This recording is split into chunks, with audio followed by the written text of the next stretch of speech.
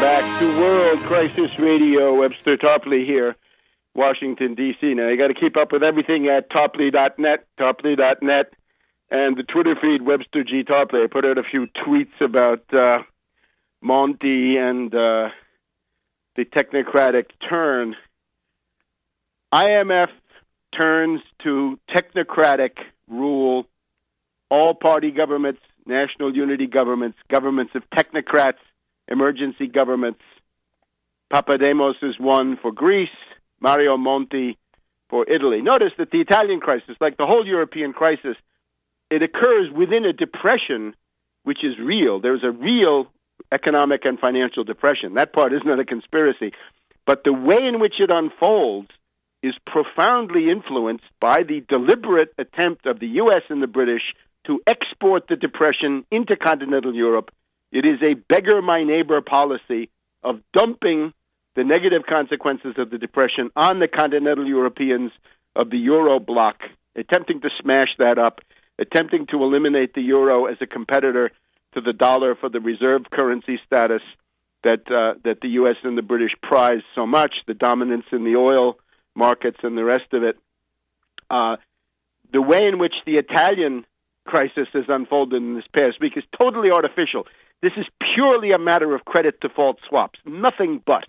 This is CDS, credit default swaps, and that's all. When Italian bond yields go above 7%, that is a concerted, speculative attack. It is a wolf pack of zombie bankers and hedge fund hyenas. Sorry for the mixed metaphor, but that's what it looks like. A wolf pack of zombie bankers and hedge fund hyenas have attacked Italy. There is no way to placate them. They are not looking for confidence. They don't want to be reassured. They wish to feast on the flesh of the Italian people. That is their goal. They are criminal elements. They are sociopaths. They must be stopped. The power of the state must be used to smash their operations. And if you don't do that, you are essentially in very, very bad shape. Now, we here in the United States face exactly the same thing. We have the 12 tyrants coming our way.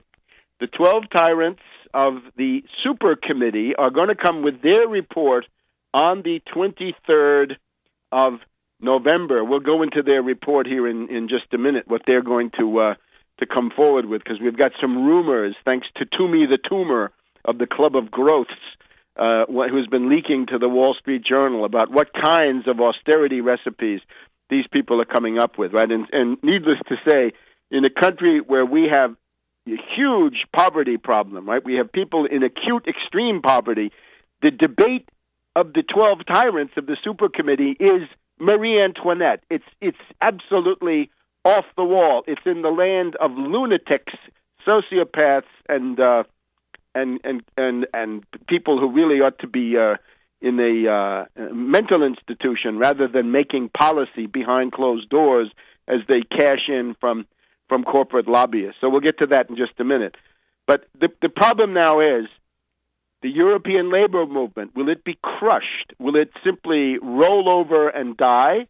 Because, for example, in Greece, the PASOK is a part of the Papademos government, and we see that right-wing character, Venizelos, the finance minister. He got to keep his job. He's happy. He's now serving Papademos. Maybe he thinks he can take his place. There'll be an election sometime, but not soon. And in the meantime, the austerity decrees will go through, and then you've got the problem of rescinding them. And, of course, the wreckage of the Italian Communist Party, whatever they call themselves these days, they change their name every 6 months. The wreckage of the old PCI, absolutely, with this Bersani, right? Bersani, the head of the Democratic Party, I think they call themselves. They will be supporting Monti. They will be doing the heavy lifting for Monti. Now, outgoing Berlusconi says correctly, there ought to be an election here. Who voted for a technocratic government? Nobody did. People voted for political parties, not for technocrats, not for Mario Monti, the former EU Eurocrat commish. So this is unacceptable. Time for an election. And then they say, the markets don't like that. Well, that's too damn bad for the markets. Democracy and markets do not mix. Democracy, democratic institutions, representative government, and so forth must trump the demands of the parasites, sharks, jackals, and lampreys of the international speculative cabal, and therefore they need a vote. In the same way that the Greeks would have been well advised, to vote and to vote no on the austerity package. The Italians would be able to vote against the parties that are supporting Monti and in favor of the parties that promise at least a continuation of the status quo, which is eminently feasible in ways that I will just show. Italy has a primary budget surplus. That is to say, if you don't count the interest on the, $3 trillion worth of debt that the country has, which is it's 1/5 of the U.S., it's more or less in proportion. Italy has a primary budget surplus, and therefore they are not adding to the debt burden that they have. They are more or less stable. The attack on Italy started on July 11th. It is totally artificial. There is no need for the economic destruction of Italy, nor of Greece. But in the case of Italy, it's an even clearer case. Greece probably needs an immediate debt moratorium. Italy may soon need it, but right now the following emergency measures are what I would recommend for all of these countries. There's a debate in Portugal this week, and the poor Irish are limping along, and others, the Spanish, it's only a question of time before they join them in the barrel, so to speak. So what's the emergency program? The first is no bailout, no European Financial Stability Fund. Forget that. It is impossible to bail out hundreds of trillions of dollars of rotten derivatives.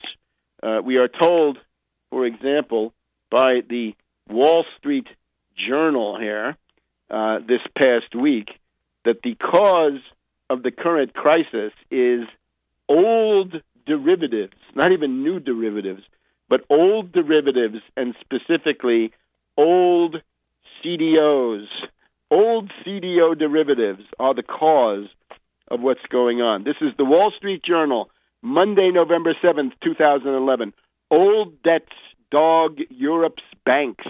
Lenders slower than their U.S. counterparts to shed risky mortgage assets. Well, guess again, Bank of America is loaded with them.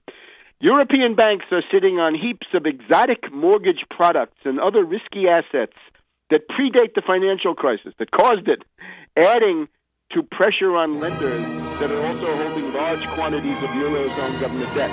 4 years after the instruments like collateralized debt obligations and leveraged loans became dirty words, the European banks still have them. So, attack those derivatives. We'll go through in detail in just a minute we're going to have an interlude here and then come back to the European question.